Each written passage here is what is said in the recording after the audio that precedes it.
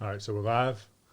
All right, episode 2, finding your place. I'm still having trouble with the name. Finding your place, episode 2. I've got my friend, my current client, past client, Andy Schaudt here. He is involved with the VTTI at Virginia Tech. We're gonna have him explain what that is. Is this audio good? I'm not hearing me. All right. Anyway, so we got a good friend here today, Andy Schaudt, and we're gonna just kind of introduce you guys to him and what he's doing. And I don't think people even know. I mean, they might know the Smart Road, but they don't really know what you're up to and how it's impacting the New River Valley. So I wanted to have you on here. I appreciate you being here. Absolutely. Cool. All right. So just tell us what VTTI is. Sure. So VTTI stands for the Virginia Tech Transportation Institute. So we're a research institute affiliated with Virginia Tech. Honestly, probably started about 30 years ago or more. Started as a research center, small group of faculty and staff, students trying to do transportation research. But then over the years, we've essentially grown, and it became its own institute. They built a Smart Road in year 2000, which was at the time a 2.2 mile long highway test track, and built a building there. So kind of started building on campus. It's actually a stone's throw from the studio here today. Right. And then just started building from there. I joined in 2004 when it was probably around 80 or 90 people. Mm-hmm. And then since then, we've just continued to evolve to where right before COVID, we were at 560 people, 10 buildings, 2 new test tracks on top of that. And doing I would say on the realm of $40 to $50 million in research each year. Wow. And so as a research institute of tech, we're nonprofit, and we're for the most part soft funded, which means we bring in research dollars from out of the state, out of the country, different areas. So we bring money into this area and we do the research. Virginia Tech provides us a base amount of budget to do what we do, but 90% of it really is us bringing funding in to the New River Valley to do this research. And VTTI, VTTI is known all over the world. It's a global brand now. And then a lot of people kind of think about VTTI before they think of Virginia Tech. And they're like, oh, that's what the VT stands for. Yeah. But yeah, we've been a juggernaut in transportation. Largest group of driving safety researchers in the world. So safety is a big portion of it. Yeah. And that fits with the whole Virginia Tech motto, ut prosum, that I may serve. And then our mission is to save lives, time, money, and protect the environment. Yeah. And so we've just been this institute that's grown both in numbers and external research dollars every year, 10% for 20 plus years. Where does most of your dollar, how are you soliciting that? Like, who's giving you these funds to, and like, what are they hoping from you? Like when they're, just educate me on that. Like how are you getting the money since you have to go and solicit the money? And then what are they trying to get you to do? I know you did something with Ford at some point. We've done a little bit of research. We know you've worked with Ford and tried to do some things with them. They probably provided some money to do some of that. So just tell us about that. Yeah. So we pretty much work with everybody. Yeah. And so VTTI is kind of known as this trusted independent research group. And we help everybody. And it's kind of a rare thing to have that, right? You have car companies and tech companies that compete against each other. But they do feel comfortable knowing that we're working for their competitors while we're working for them too. It's just what we've created. That word independent is that, we don't have any stake in their game, in their stock prices and those things. We're here to answer tough questions for them so that they can develop new products and make things safer. So just like any good company will do, you want to diversify your funding portfolio. Sure. Or any good person wants to do with their retirement funds. So we have a ton of federal money, so federal grants and federal contracts. So that's United States Department of Transportation, the DOT, and they have different organizations like NHTSA, FMCSA, Federal Highway Administration, and they put out things called RFPs, request for proposals in certain areas, and then we write proposals and compete against other research organizations. Gotcha. So we get funding that way. more contracts than grants, but we do grant research as well. Contracts are one of those things where they're like, these are the deliverables. You need to deliver on these. Right. It's like we are a contractor. Grants are a little bit more, I would say, forward thinking, a little bit more long term. There's room there for exploration, trying things out. You still have some things that you need to kind of meet and make sure you're good stewards of that funding. But we have a bit of both from them. We have Virginia Department of Transportation, probably one of our best and longest term sponsors. They're fantastic. I would say they're more of not just sponsors. That's what we use instead of customers. Sure. But also partners. Like they basically built and own the smart road, and we kind of manage it for them. Gotcha. With the research that we do.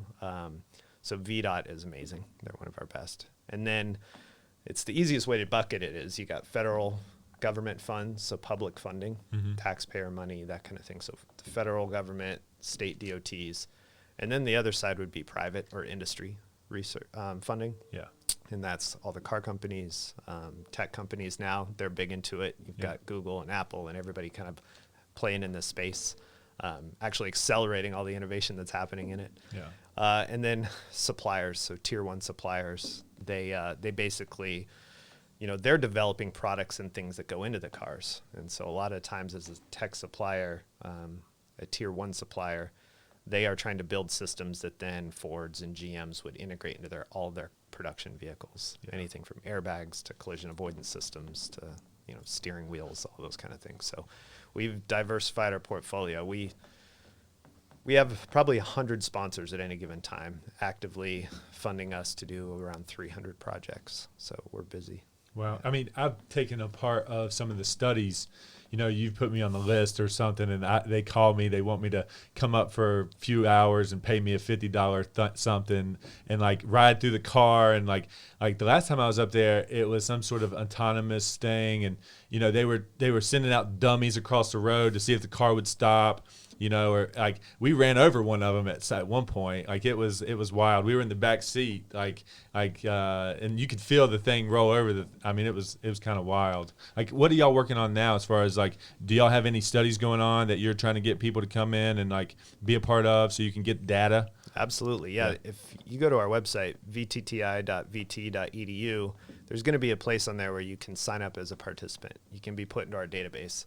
And it's one of the most critical things we do. We're known as, our base is in human factors research. So we study the behavior at that interaction between humans and technology, humans and systems in general. And obviously humans play a huge role in transportation. Yeah. Mostly we're the reason why transportation exists. We got to get from point A to point B. As fast and safe as possible. Yeah. And I know you know nothing about that, driving around in circles all day long, serving your clients' needs, including myself and my family. So that human element in the interaction with systems is really important, especially for safety. And so when you implement a new system in a car, you have to see how humans are going to interact with it. And even more so, you want to put in humans into the design process early.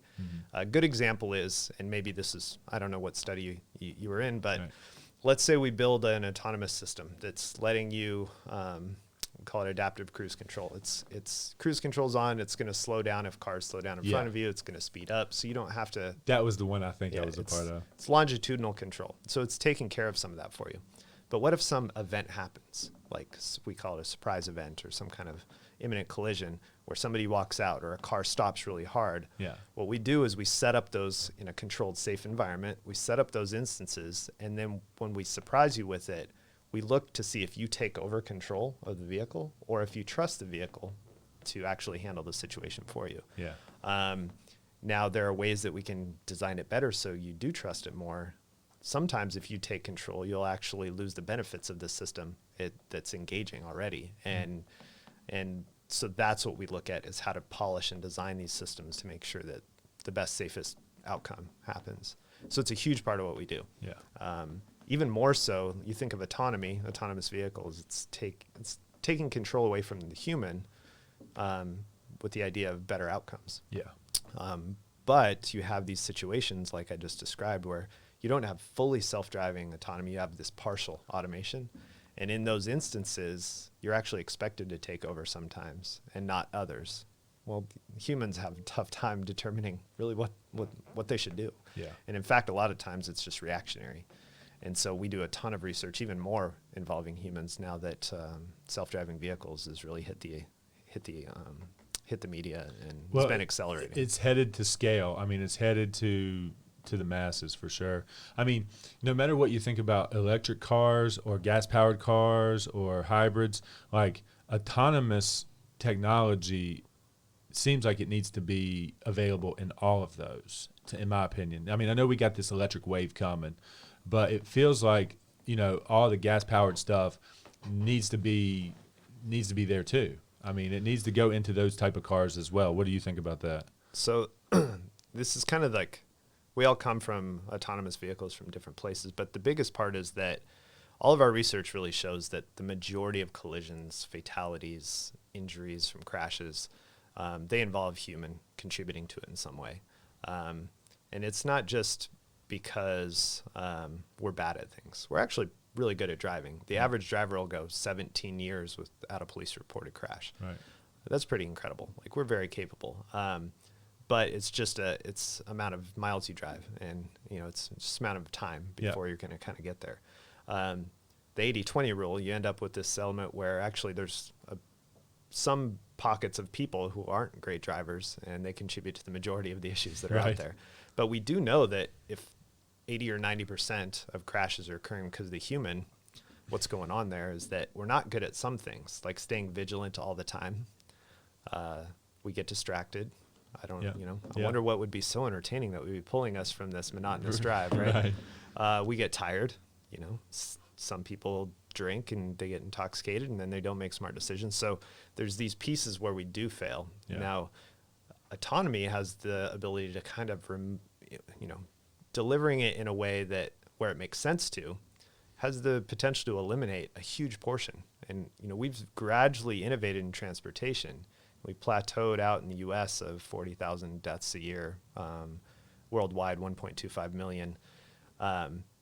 The vehicle miles traveled is increasing. So we're driving more and more and more, and we've kind of kept the fatality at a mark, but we're not going to take a chunk out of that without something like autonomy, where we can take away some of these instances. And so I think that's the big driver and motivating factor for all of us of getting into these. Now, so if you do it right and in the right instances, it's huge potential. Yeah. Now, with electric vehicles, you bring that up. These autonomous vehicles, self-driving vehicles, they are just equipped with all sorts of technology and sensors. You hear it online in different places saying there's more code running through these cars, 4 times as much code running through them than a fighter jet. There's a lot going on. And with that, you've got sensors and then backup sensors for redundancy, and all this going is that it does cater to electric vehicles a little bit more, just because of the amount of power and kind of reliability you want for this vehicle. So it's going to be an easier manufacturing thing on the electric than it would be with the gas powered stuff. It is to some degree because of the power, and then also because it's changing now, but electric vehicles are a little bit more on the higher end price scale. Yeah. And require specialty maintenance and whatnot. And then with an automated vehicle, because of all the sensors and technology, even further, it kind of correlates pretty well with that. Yeah. But the way we're being introduced to these and the way we're really going to see them, it's less about a person buying an automated vehicle. It's more about these companies deploying these in a service related kind of industry where they're not selling it to somebody at $500,000. It's more about them putting a taxi in place, like a rideshare service in a city where it can actually drive 20 of the 24 hours a day. Right. And pick up enough revenue where it runs maybe 1 million miles a year and they wear it out, but they've able to gain back the revenue off the investment of how expensive it was. Right. So that's how we're going to see it really being introduced first. Taxis, rideshare companies, autonomous trucking, like long haul over a very long period of time. Yeah. They have the ability to, all this money being made in the transportation of goods. Those are probably where we're going to be seeing them first instead of just purchasing the vehicle. I think the partial automation will scale up, and we call it L2, L3, ADAS, Advanced Driver Assistance Systems, what we have in our cars now and what Tesla kind of really moved us into quickly. Those ones will for the next 5 or 10 years, we'll seeing those increase in the fleet to get to 70, 80, 90% in our cars. So that's what we'll see a little bit more close to what we own. But then we'll experience the autonomy a little bit more in these service vehicles, I think is. Do you have predictions on like when we're going to see the majority of like the infrastructure set up to when, you know, like the New River Valley right now is so underserved with like spaces to go and charge your vehicles fast. Mm-hmm. Like, do you see, like just for the New River Valley, I mean, do you see like the infrastructure set up here in this community in the next 24 months? Is it going to be 5 years? Like, what's your prediction on like when most people are driving whatever brand, but it's an electric vehicle? I mean, I know you like entrepreneurialism and like, you know, new business, small business, large business. And when you think about deploying new types of services and things, you do it around the largest populations of people because that's where you're going to gain revenue and be able to build a model that's sustainable. So when you think about the New River Valley, we're like the last ones to get it. Maybe not the last because, I mean, there's a lot going on down here. Yeah. The New River Valley is blowing up. It's getting bigger and it's exciting to see. But we're not going to be as soon as Washington, D.C. and Miami and, you know, some of these places in Arizona where they're really kind of focusing on let's deploy here, let's build our business services here, let's learn from it, and then, you know, it'll make it to the more rural areas later. But with the new administration, they've been putting out this huge infrastructure bill. And I don't really know where it is in Congress at this point, but the idea is it's huge infrastructure. And I think they've talked about something like, 500,000 or maybe it's even more than that, new charging stations throughout the U.S. in the next 4 to 5 years. So it's a pretty aggressive element to move towards the electric by putting in that infrastructure. Because it is, if you can't charge up in these random areas, you're in trouble. You know? And Tesla, I think Tesla is more of a tech company than a car company. Oh, definitely. Definitely. And they put charging stations all over the place. They're really pushing the electric tech more so than selling cars.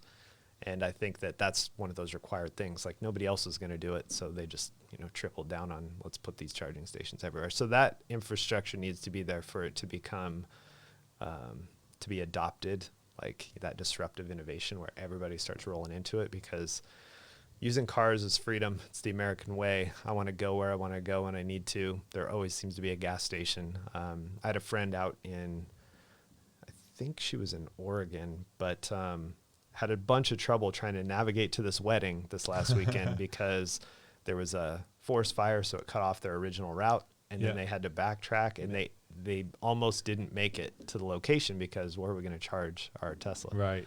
And so it's tough, and until that infrastructure really gets in place, which I think will be another 5 years, even if the bill goes through and it's deployed as you want it to. Right. Before we really start to get that feel where every third or fourth vehicle is an electric vehicle. Gotcha. Yeah. Interesting. And when you look at, I teach this in class. So I teach in the business school, Entrepreneurship. And then once in a while, every couple semesters, I'll teach a graduate level course in technology strategy for executives. And we use Tesla as a case, as an example of say, okay, talk to us about their value proposition and their business model. Yeah. And everybody latches on to, well, they sell cars. And the big thing was like, well, they sold 100,000 cars this year, but Ford sold 250,000 in just like a month or a quarter or something. They're like, right. And they're like, so they're failing. There's no way. And I'm like, well, why is Tesla valued more than Ford then? Right. And it blows their mind trying to figure it out. And I think that's the kind of interesting kind of approach to this, is that they're just not all about selling cars. They're about changing the industry. Right. That's their success level, and they'll get plenty of investment for it. And no doubt. Need juggernauts like that to move us forward. I think the tech companies moving in at a just accelerated pace took the car industry, the original equipment manufacturers, OEMs, they tried to speed up, and now they're both kind of compromising into the middle ground where the tech companies are like, oh, this is harder than we thought. Right. And the car companies are like, well, we're never going to go as fast as them, but we can speed up a little bit. So it's a good time to kind of see them. And we're, I say we're benefiting from a research funding standpoint. We've got tons of partners asking us, help us do this faster. Yeah. So it's great. But it's really cool to see the inside of what they're trying to do and why, and trying to establish new business models and just change transportation. It's pretty cool. I'm not gonna lie. I kind of have a man crush on Elon Musk. like if he has a bad day, we have a bad life. I mean, protect that man for like every way we can protect that man. Like he's got to survive somehow. Like getting us to Mars and putting the internet in space and like doing all that kind of crazy stuff. You know, changing transportation. Like yeah. I think there's been interviews and whatnot where you hear him talking like I'm not really trying to sell cars, and I wasn't at the beginning. I figured we'd fail. Like he'd said that stuff. Right. He was just trying to jumpstart the whole idea of what transportation could be. I mean, let's take you out of it. You're an outlier, but most of us drive our car, you know, about 4% of our lives. Yeah. Like commute to work, commute home, maybe a trip on the weekend, very short, right? Right. It's the second most valuable piece of collateral we have next to our home. Yeah. Thanks for that, by the way. But we use it the least, and it's the most costly thing we have. Yeah. Maintenance, gas, and depreciation. Car payments, depreciation as soon as you drive it off the lot. Yeah. It's like, it is so important to us and part of our identity to have a vehicle and for us to get around, but it's the most underutilized and kind of dumbest investment we make, but Definitely. we all do it. So, you know, Elon's kind of approach is like, well, what if we change that up? What if you don't own 3 cars as a family, you actually own 1 or none, and then you just utilize the service and it's autonomous, so it costs less. You don't have to pay for a driver, but you just pick out whatever car you want to pick you up in the morning. You know, maybe you got a call and you want an espresso, and you get the espresso autonomous taxi, and it picks you up, and you're paying like 80% less and getting even a superior level of transportation. So it's it's the true sharing, shared ownership kind of thing. Right. Maybe it can transform things. And as soon as you kind of like present it in that way, you're like, yeah, why do we spend so much money on cars? So he's shaking up the industry. And I think we need those. We've got a lot of them, I think, right now. Yeah. These last 5 and going forward, these people that Bezos and Elon Musk's and Richard Branson's that are just kind of, they can just shake things up with, and even if they stumble and whatnot, for some reason they still get people behind them, and it's kind of cool. Yeah, it's great to be involved in it, but also just watch. It's seeing their example of being bold and taking risk and risk paying off, you know, and people believing in them and funding them, and excellent motivation. Yeah. I mean, that's excellent motivation for me. So yeah. Hey, I want to get deep into like who you are. You know, like I know you as a dad and a husband and a client, man. And I love like watching you be around your kids and your family growing. And like I'm gonna love looking back at our pictures that we took as we progressed through this thing. But I don't really know you as like, you know, the businessman and like how you came to be and like your struggle, like how you came up and how you decided on being who you are and like getting into the position that you are. So let's just rewind all the way back. Sure. And let's just start and just like at the beginning on when you was encouraged or had the thought of being like where you are now. Yeah. So I'm from a little town in North Idaho. It's a little ski and lake town. And basically I look back and I'm like, man, I was spoiled. I had the lake right next to me and ski and great little town to grow up in, and 2 loving parents. So I was good there. And I went to University of Idaho, which was a couple miles away. And, you know, I feel like go to college, you're like, yeah, I'm going to do this. I was thinking, no, I'll do physical therapy or something. Took a biology class and was like, whoa, I'm not doing that.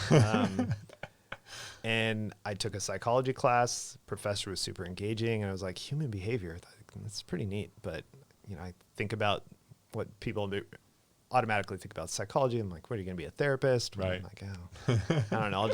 I'll just take some more psychology classes. And then I had another professor who was really good research methods, and he was doing some research in the psychology department on this thing called human factors. And I was like, what is that? And he's like, well, come run some experiments with me. And what I realized was that psychology is it's about study of human behavior. Human factors is about designing systems around humans, having them influence. So there's like a harmony there. So they work their best. And I was like, okay, so there's a field related to technology, innovation, and psychology. I'm like, all right, I got to check this out. Nice. So I did some research with him on, you know, different ways of displaying graphs on computers, and and met another professor who he worked with downstairs who had a flight simulation room. So it was kind of like this room, black, had huge screens, had a cockpit, eye tracking equipment, heads up displays, funding from the Air Force. And I was like, sign me up. In typical dude fashion, I'm like, oh, flight simulation? Like, let's do this. He was doing a lot of visual psychophysics experiments, looking at how we perceive motion in flight simulation. And so I got to work on some things like head-up displays for fighter pilots, looking at, instead of just providing them a speed indicator and altimeter, like right in their head-up display, actually presenting stuff in your peripheral vision, because we see motion better in our periphery than we do right in our central vision.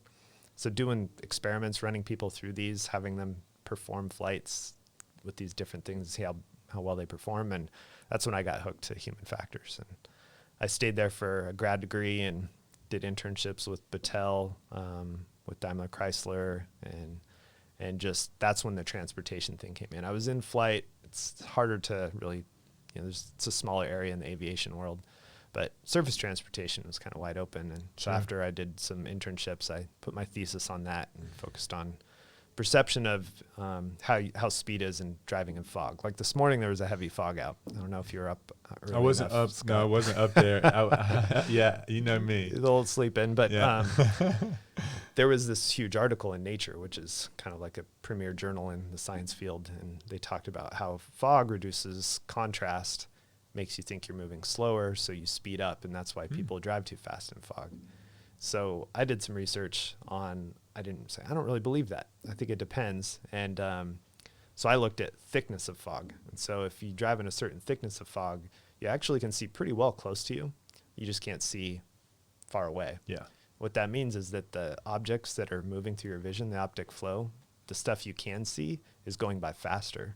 So it should actually be the reversed effect. You may perceive you're moving faster, so you might slow down. So I did my thesis on that and showed that certain thicknesses of fog actually has the reverse. And then I was like, okay, finishing grad degree, got to apply to jobs. And I published and I presented at a conference. This is the perfect Hokie Nation story. Like, I was in Baltimore, some 3,000 miles away from Idaho. And I go to this conference. There's a couple of us. And I'm at the conference and I just noticed, like, there's all of these young, smart students and researchers. They're all wearing maroon and orange. They all have VTTI on their badge, Virginia Tech. And there's like 20 or 30 of them just rolling around this human factors conference. And I'm like, this is like a gang. They're in every session presenting all this research. Then I learned about the smart road and how they can create fog, rain, snow. And I'm like, you can create, instead of doing it in simulation, doing it in actual real world. Yeah. I was like, oh man. So I applied for jobs until I got one, and that's when I started the 3,000-mile trip out to Blacksburg in 2004 for the job. And typical fashion again, thinking I'd stay here 2 years and then jump back to the West Coast, and then it kept me here for almost 10. I got my MBA instead of a PhD just because the business influence, I wanted to understand it more. It was more of my passion, and met Jesse and got married. And then I actually jumped out of transportation into the medical field for an opportunity in DC. Same thing with humans involved with fatalities and issues in transportation. Medical error is the third leading cause of death in the US. It's, devices are not made very well for end users, and errors occur in healthcare practice. And so I jumped into that for a while, which was awesome. Worked at MedStar Health up at Washington, D.C. Incredible group of people, really innovation focused. But along that journey, I was writing business plans for some friends and partners out west. They had a virtual design development firm. They build websites, mobile apps, enterprise software. And they always have clients that wanted them to build something, but they didn't have any money. So they'd hit me up to write business plans for them so that they could go get some investment and then give it to this firm to develop what they wanted. That's when I really started getting into the startup side, and it helped to pay for some of my grad school and whatnot. Nice. But I was writing business plans and just realized how much fun it was. Strategic documents on new startups. I was like, this is cool. And then eventually they were like, we're doing this marketing firm in Las Vegas. Tony Hsieh, who was the CEO of Zappos, after he kind of sold to Amazon, and he relocated their headquarters back to Las Vegas. And then he was giving out about $400 million of his own money in $500,000 grants to the local community to start up businesses. Wow. He's trying to, regenerate the Las Vegas that he loved growing up. Yeah. And in the downtown part, not the strip. So the old part of town. So he brought headquarters there. He wanted a good environment for all of his employees. What time frame was this? 2015 is when I went there. Okay. So it'd been happening for about a year or two before that. Gotcha. So he was really trying to prop Vegas back up from the crash. Yeah. And you got there kind of as it was starting to recover. Yeah. And so he was giving out $500,000. Imagine being like, oh, Scott, you have an idea for a business here in town? $500,000. You have like 20. But he was like, here's $500,000. Why don't you go after it? And you're like, great. But what was happening was they would build and they'd get something started up in a minimum viable product form, but they had no idea how to market it. Yeah. Because Las Vegas is an enigma. Right. To make it successful, you got to market to locals. You got to market to tourists coming in who are only coming in for a week and leaving. It's really hard to do. And so none of them were really getting off the ground. Right. So we built this marketing company, and then they asked me to come out and run it for them. And that's when Jesse and I packed up the kids and I did half and half from DC and Vegas. And then the startups, we started rolling out a few different ones. I loved it. We had our third kid, and then it came to the point where Jesse's like, I want to raise the kids back home. And so I was like, oh, okay, I agree. I agree. Yeah. It's probably not the best place. Las Vegas is a blast for adults. Yeah, no doubt. Probably not the best. One of my favorite places. That's one of my favorite places. So I kind of reached out to my network here and said, hey, we're thinking about coming back. And VTTI said, come back and help us, scale up our automated vehicle research. We've got tons of demand. We just need to figure out how to do it well. And then the business school asked if I'd teach entrepreneurship. And I was like, this is like the perfect blend of I get to work in human factors, advanced technology, and I still get to work in entrepreneurship. Maybe I, while raising the kids, won't build another startup myself right away, but I get to help all these brilliant student minds at the university try to develop and on their the side, dreams. now you're a farmer. I know, yeah. Thanks to Scott, everybody. I now own a farm and vineyard, but it's a blast too. I mean, it's all opportunities and everything kind of fits in place. But me, in a nutshell, is I just love opportunities, challenges. I would say pretty mission driven on trying to be a force for good in the world. Yeah. So be disrupt for good. It's kind of my slogan. Whether it's in private industry, startups, or nonprofits, I spend the majority of my time with nonprofits, just trying to try to leave a good momentum, good energy in the world. And so I get to do that now, both helping startups and at VTTI, trying to make sure transportation is even more safer as we go forward, including the New River Valley. And that's a big part of it. It's a great way the way we were set up VTTI is we've got 20 or 30 job openings right now. People can apply to these positions. We're back on the growth scale after COVID. So we're bringing jobs in the New River Valley. VTTI over the years has probably brought in close to $500 million in funding into Virginia that wouldn't have been here if we hadn't developed it. So it's jobs, safer roads, great community, get good people here so we can continue to grow it. We're going to need that link. We're going to need that link. We'll post that in the description. Yeah. On the YouTube video so that people can click on that and go apply for that. Yeah, they're popping up so fast. Can't even get them on our website fast enough. But yeah, I'll get you on any links you want. I think, people around here can sign up and come participate in studies and be compensated for it. So that's fun. We do open houses every year so they can come see everything we've got going on. And then, job openings. And it's not just engineers, right? Like we've got people helping with administration, fiscal jobs, contracts jobs, psychology, everything you think of. Like it's, we got a lot of different kinds open. Cool. And it's all playing in some pretty fun space. I mean, I love that this, the reason why I love this area is because I thought I could come back here after, a failed attempt at being in the golf business, running like golf facilities and teaching kids how to play golf and things like that. Like I did that. I came back. I knew I loved this place, and I knew I could find a way to find opportunities for myself in this place that I love. And I just love hearing about, job growth and opportunity and these businesses that come up in this area that can supply livelihoods to help families and individuals just accomplish whatever their goals are. Yeah. So it's awesome that VTTI is here, and that they have an asset like you a part of it. I will definitely lean on you on every idea. Like you want to be a part of my board, like come get a seat on the board. Like I'm excited that you guys are doing this flower farm. Like your wife's vision for this thing. Like you guys are the entrepreneur family. Like really, it's exciting to see. Like it's a great example.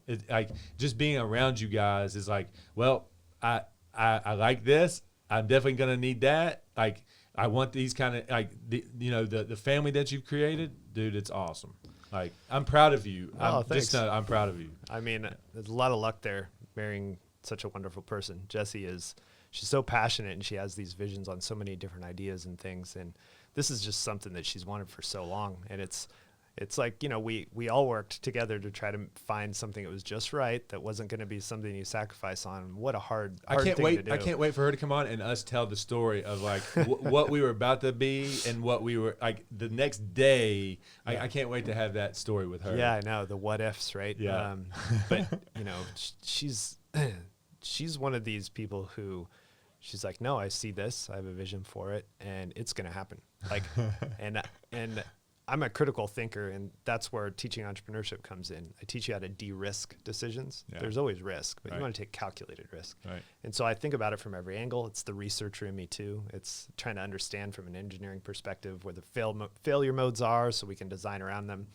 But, she just has this vision and this will, and you just see it and you're like, yeah, you're going to do this. I don't have any doubts. No doubts. Tell me what you need and then we'll just move forward. Right. And it's exciting to see, like, finally, because I told you, I was here in grad school working hard. Then we moved to DC, whole new career, had a second child, moved to Vegas, 3 other careers happening. We had another child and then we moved back here and we were living in our old house, redesigning that. It's been constant, like, changes and not the roadway for her to actually do all these things she wants to do, and now she has it. She does. It's cool. Like, she'll be so successful that I'll probably just be fine with. I want to buy stock as soon as possible. Take a seat back from Virginia Tech, and I will just do what she tells me on the farm. Like, it'll be exciting to watch. Right. She's incredible. So yeah, it's tons of luck too. We're partners in everything, and she's amazing. It's awesome. It's awesome to see y'all's relationship and just be a part of that for the time that we got to, that's pretty intimate when, when I'm, rushing out to every place and trying to help y'all make decisions. Like just seeing y'all and the family has been awesome for me. Yeah. So it's a roller coaster each time, and you're doing it like 100 times a year at least. Right, yeah. Right. So that's a big blessing for me. Shout out to everybody that says yes to me in that fashion. But yeah, hey, I want to get back to, we got this segment in the show. We want to kind of like debunk some myths. Yeah. We want to state like what we hear people say and have you say, well, that's not true, or yeah, actually that's kind of true, or something like that. So, the first one we have on here is self-driving cars are unsafe and will require the passenger to be alert at all times to retake control. Yeah, so there's different levels of automation. I'll try to keep it simple because I don't want to geek out too much. Right? Then we're gonna need plots and diagrams. But if you look at it, there's 5 levels of automation.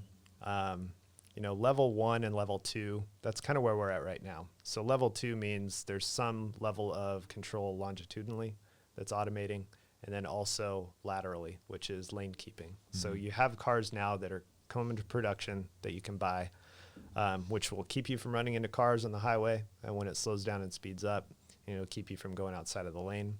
But it requires the driver to be involved, which means you have to touch the steering wheel every 10 to 30 seconds to indicate you're staying vigilant. Yeah. And so that is a lower level automation, partial automation.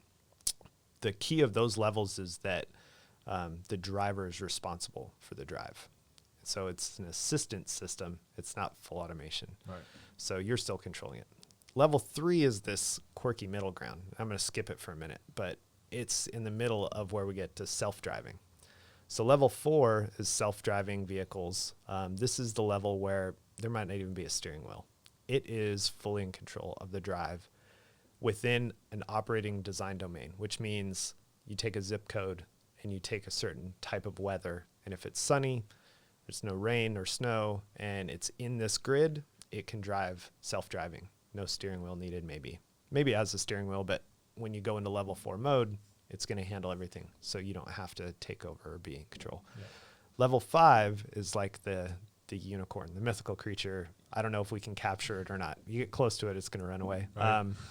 And level 5 is basically like there are no restrictions. It's fully autonomous. You get in your new Rover and you say, take me to Florida. And you just put your seat back and you just start listening to podcasts, watching movies, whatever. And it's just going to handle it. Goes across state lines, handle it any kind of weather. It's like you got to have that stretch dream. So whether that's possible or not, who knows? Gotcha. Probably possible, but there's always quirks. Yeah. You can't escape physics. At some point, something crazy can happen. Yeah. Level 4 and level 5, that's an element where the driver's not responsible anymore. So if a car company or tech company provides level 4, when it's in 4 or 5 automation, they're responsible. It's not your fault if it gets in a crash, unless, I don't know, you're actually like trying to break the car. Right. Level 3 is in that middle ground. So level 3 is this area where the car is in control when automation is on, but you need to be ready to take over in these rare occurrences or cases that might happen. Yeah. Let's say mud splatters all over the sensors, some system failure occurs, lane lines aren't on the road, and the mapping system can't connect, something weird. You have to be able to take over. This is a human factors nightmare.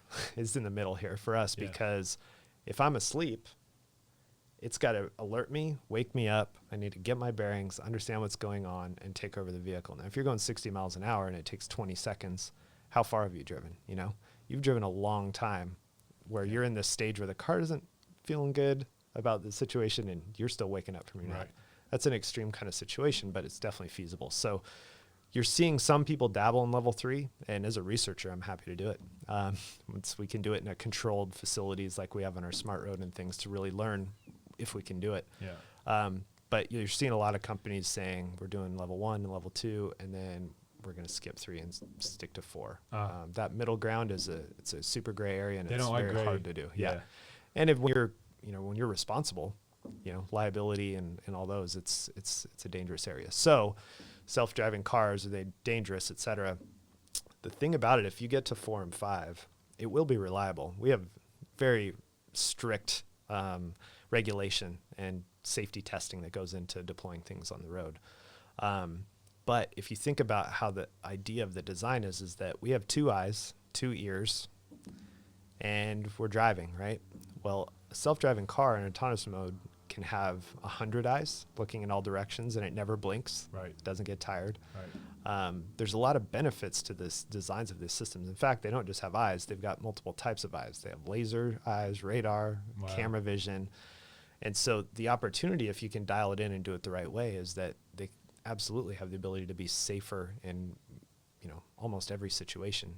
It's a math game, right? It's an odds of some sort of turbulence. Like the human can't react as fast, or they're not as alert. Like there's more odds and chances of the human error than this machine error. So if we're judging the risk, it's far safer on the other thing than the human control.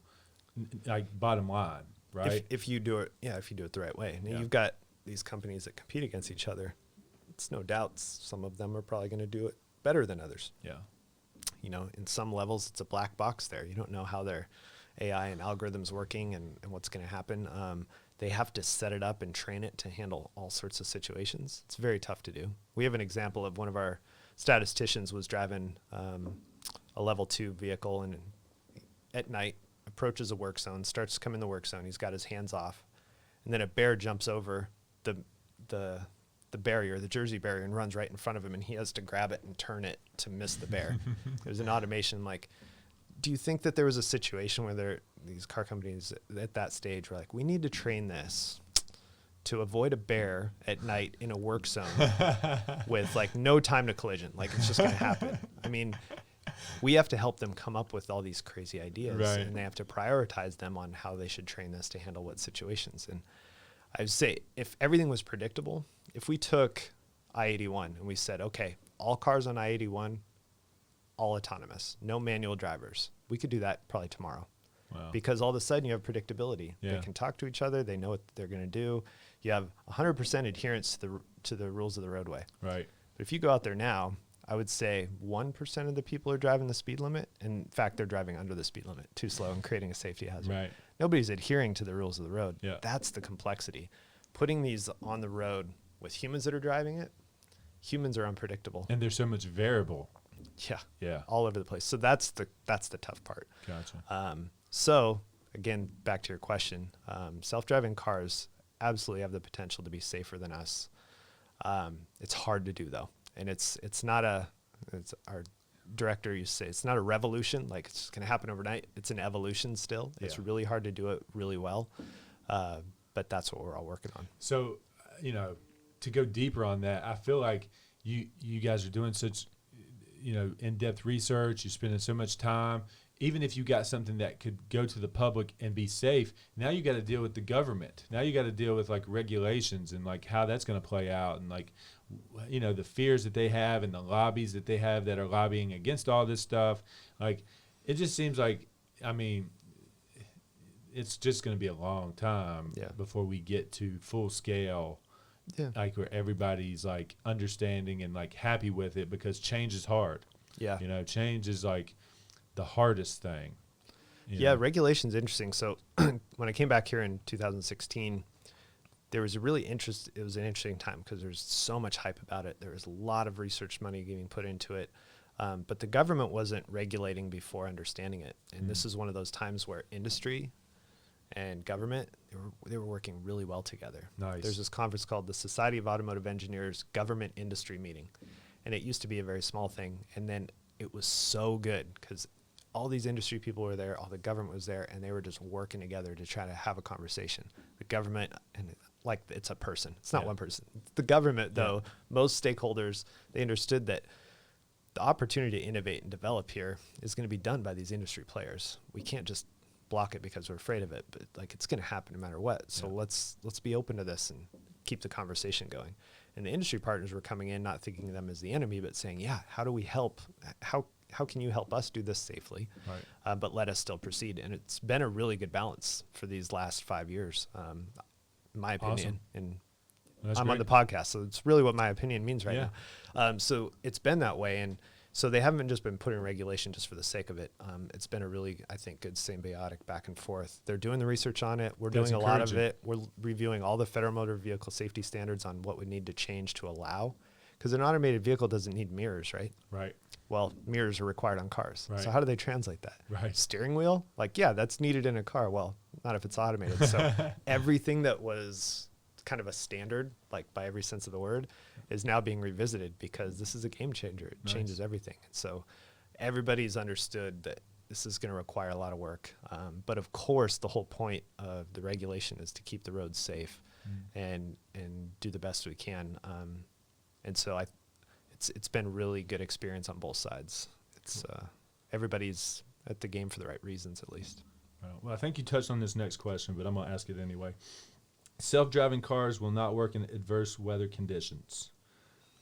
Yeah, to some degree, it's it's true. It's lane lines are really important. VDOT is a tremendous Department of Transportation. We're so lucky to have them. Amazing people working there. But I mean, there's budget constraints, right? They're working their butts off trying to keep lane lines on the road, fix our bridges as much as they can. But I mean, they don't even have enough budget to constantly be painting the lines for as much as we drive, right? Yeah. So you've got things like lane lines. They get covered up in rain. It's really hard to see the lane lines. As a human, it is. If it snows, covers it up.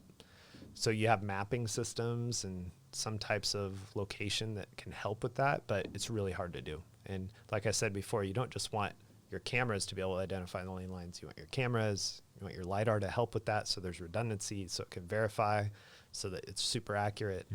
And so adverse weather conditions can have effect. It doesn't mean that it's impossible. Like, we just need to keep getting better with these better sensors. And so y'all are helping develop technology possibly that could be put in the road that could, melt the snow quicker, or like keep the computers on track. Like like some sort of system where it doesn't matter if they're covered or the adverse. Are y'all working on something like that? Yeah, infrastructure definitely can be improved to make autonomous vehicles work better. Absolutely.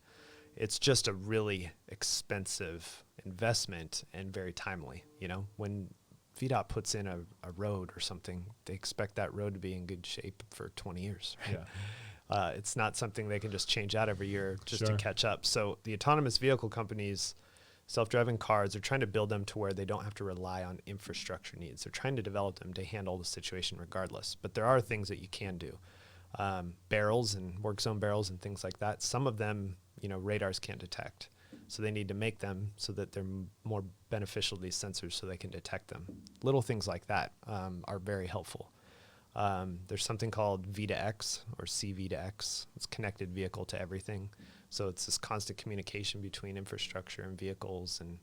And that is really helpful too, because it can signal to you 2 miles ahead, leapfrog signals down the cars to you that traffic is stopped ahead. So your vehicle can be prepared for that, like traffic could stop at any time. There's a lot of infrastructure things that can be helpful to this to make it better. And to get it to that level 5, I think would be necessary. Yeah. But man, those are really long-term investments. And it's not like, it's really hard for the car companies to say, yeah, we're going to go ahead and invest.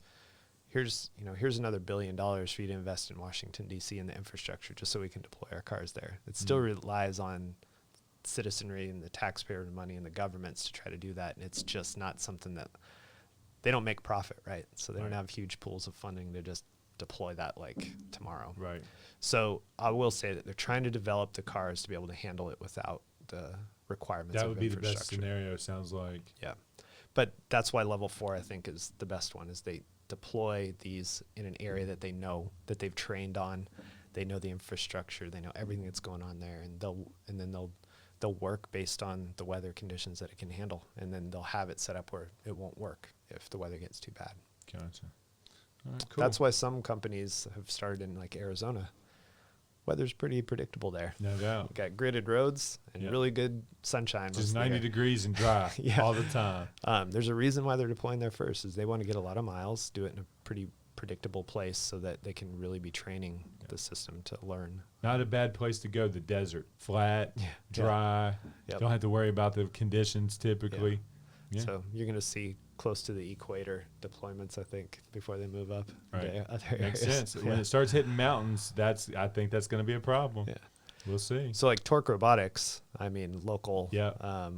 Michael Fleming, entrepreneurial genius, in my opinion. Some of them are like, let's just go to the hardest areas we can. Like he deployed for years in Las Vegas just to really try to learn and predict human behavior, pedestrian behavior. Mm-hmm. I tell you what, I've lived there. Pedestrians in Las Vegas, they do stuff you would never even think of. Saw one rolling down on a luggage cart from a hotel right down the middle of the road one day. So just right kudos down the strip, to them. huh? They're like, we're going in there. We'll have safety drivers, but we're going to the hardest area to try to really start leveling up our ability to predict pedestrians. Wow.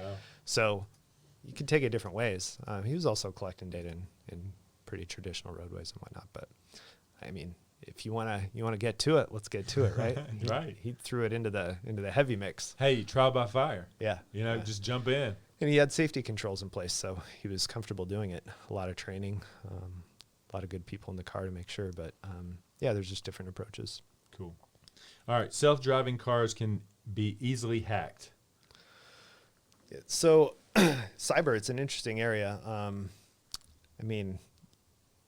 We've got at Virginia Tech, we have the Hume Center. They do research on cyber. We kind of pull them into projects when we get into the cyber side of things. And you talk to some of them, and they're like, you can hack a car now just with the tire pressure sensor. Like, I'm sure your Rover has a tire pressure sensor on it. They'd be like, yeah, we can hack your car if we wanted to and get it to some level into your system just because your tire pressure is communicating to your car. And it's like, what? He's like, but why would they? Right? There's no real big reason to, but yeah, of course we can. So with the influx in technology, it's definitely, of course, feasible, but it's feasible now. Not to necessarily go in and control your vehicle, but to mess with it, shut it down maybe. So there's an increasing possibility with the more tech you put in. But one thing people don't realize is that these self-driving vehicles, being built right now and deployed, they're not relying on satellite. They're not using GPS. GPS is notoriously noisy. Yeah. They're not really connected. They're kind of built to be pretty much standalone. That's why they have so much computer power going into them. And it's because they don't want to introduce vulnerabilities when they don't have to. Right. But Malcolm Gladwell, it's author, producer, great guy. He was executive producer on this documentary that we got to play a part in. And he has some really interesting thoughts on this. And he's like, listen, it's going to happen. Like, I'm sorry. It's just somebody's going to hack in the future. And these things he's going to create a huge 500 car pileup or something. He's like, it's going to happen. It couldn't happen before, but it will be able to happen. So it will. He's just like, but you got to look at the, it's significant drawbacks to an individual with regards to, I want to drive my own cars and I don't want all this autonomy, but significant benefits to society at large. And so if you can stop 10 or 20,000 lives from being, passing away every year, and then it's just about what you're willing to, how much risk from a system perspective are you willing to take versus the human side? Sure. Like, we're okay with humans being fallible because we're all human, but man, we don't have a very good tolerance for a machine making a mistake or like something that's regulated. So flight, if we ask these guys over here, what do you think is safer, flying or driving a car? They'll say flying. And I'll say, okay, how much more? They'll say, I don't know, 2-4 times safer. And it's actually like 1,000 times safer. Right. It's so regulated. They've got so many checks and balances. It's not as complex up in the air. There's definitely complexities. But if plane crashes, we freak out. We lose our mind because our expectation is that it's safe. Yeah. We don't really have that expectation for transportation. 1.25 million lives lost globally every year because of this. It's wild. Imagine the millions and millions of injuries and things. And so if we don't take advantage of something like this, what's the moral dilemma here? We're almost willing to accept that many deaths. So it's a shift in understanding of the risk, and it's a mental exercise to try to figure it out. Feels like we just solved the problem. We just need to get it all the way to the market at an affordable thing, and less casualties will occur. Yeah. It's seen this is heroic level of opportunity here. It's not just a number, a life being saved. It's a family member, they've got a spouse, they've got a partner, kids, extended family. It ruins lives, and it's just devastating. Yeah. You can go the other route and think about it from an economical standpoint. It's terrible for the economy. Yeah. It's just this is pro-human. This is pro-human. Yeah. Like this work we're doing is going to save human lives. You never know when that life stops, what they were headed toward in life and what they would have accomplished and contributed and all that stuff. So like I'm like that is a big thing for me is pro-human all the way. Yeah. And that's where some people may come at it from a different standpoint. Yeah. Maybe huge investment teams looking to make profit off of some new model. They got to get ahead of the curve, the hype cycle of new technology. But to be honest, like most of this is born out of this element where humans are great. We're incredible, but we can't do everything. We can't stay vigilant all the time. We get distracted. We get tired. If there's a way to introduce automation and save tons of lives, that's really a huge motivator. That's why we get up early in the morning, stay late, and many of the people we work with for sure. So, cool. All right, we want to bring up a picture from your Instagram and just talk about behind the picture. We want to bring that up and just explain what's going on here, when it was, and like what you were doing here. So let's just talk about it. All right. So this is gonna mess with my memory now. I can't remember if this is Colorado or if it's Tahoe.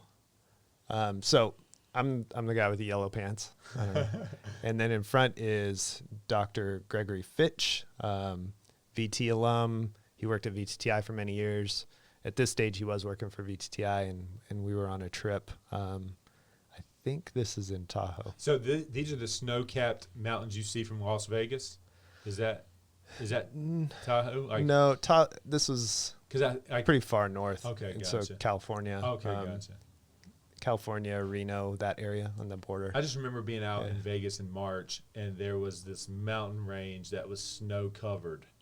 And it was like 90 degrees where I was, but you could see the snow. Yeah. It's like, it couldn't have been like 100 miles away. Like, yeah. So, Greg he's now working at Android Auto. And so he's working for Google, and he's working in the transportation space still. In fact, he was just out here last week, which was great. But he and I took a trip out to Tahoe and met up with some of my old college friends, and they put us up and basically got us passes to ski all these great mountains and everything. And we were just geeked out. Like, Greg's from Toronto. He's used to skiing mountains up in Canada. I'm from Idaho. So when we lived here in New River Valley for so many years, we didn't have as many options for grand mountains. Right. Snowshoe. Yeah. So we've taken a couple trips together, one of which was Tahoe, which was 3 or 4 days of just hitting every hard mountain we could find and being completely exhausted by the end of the day, shredding everything we could find. Nice. So, so this is something you love to do? Yeah. Yeah. Nice. I grew up in that little ski lake Right. mountain, right? I got pretty spoiled having great mountains right there Right. up near the Canadian border, and traveled. I've skied in Switzerland and different places, and so Sweet. it's definitely a passion. It's harder to do nowadays. No doubt. And my knees are getting a little rough. Might be getting older, people, but young at heart, old in the knees. Honestly, I feel 25 years old still. I mean, you know, I've aged for sure, but my mind just doesn't feel any age on it. That's good. Yeah. Or you just got sold, you don't remember. But either Maybe, way, it works out. It maybe. works out well. All right, so we're gonna wrap this up here, man. I appreciate you being on here. It's been an honor working with you and helping you in, you know, the real estate thing, and just I'm excited to see what you guys create out there. And thanks for being on this show. Where are people? I mean, we want to direct them to VTTI, like, you know, like if they want to come hear more about like what you're doing, like point them in the direction that you want to point them in. Yeah, so as usual, I'm doing a bunch of different stuff, right? Yeah. I'm on boards with some companies. I love that. VTTI, go to vtti.vt.edu. It's our main website, and get everything you need from there. We're actually rebuilding the website now, and it'll probably be launching in a month or two. We just recently reorganized VTTI, so you know, look at it now, sign up to be a participant in some studies, and then just check out what we're doing. We've got all sorts of stuff going on. But also come back again and see the new website and how we've restructured VTTI. It's, we're excited about this next year, in the next 5 years. It's going to be great. I also teach in Pamplin College of Business, so in the Department of Management. You really should try to keep track of everything going on in the entrepreneurship realm here in the New River Valley. You know, you have RAMP, which is this regional accelerator, trying to help out young businesses get funding and go through their incubator program. You've got the Apex Center for Entrepreneurship on campus.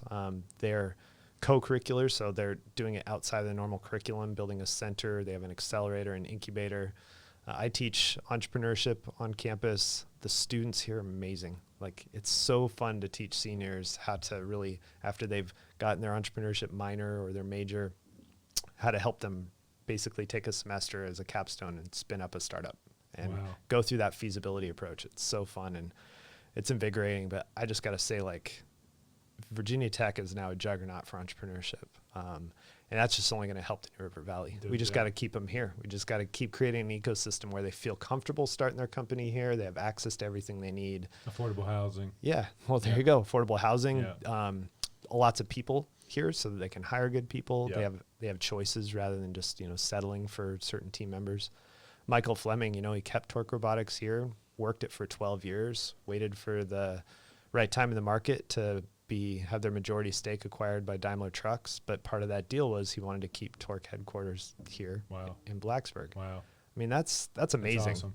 We need to keep that going. No doubt about it. And so I've got my own little side missions here on the entrepreneurship front, and you and I can help each other do that, is get good people here, keep good people here, create a good economy with lots of talented people, and grow this, you know, a really healthy New River Valley. Yeah, we have a symbiotic relationship opportunity just in that fashion, because I'm going to be, you know, knowing where the affordable housing is, I'm going to influence that.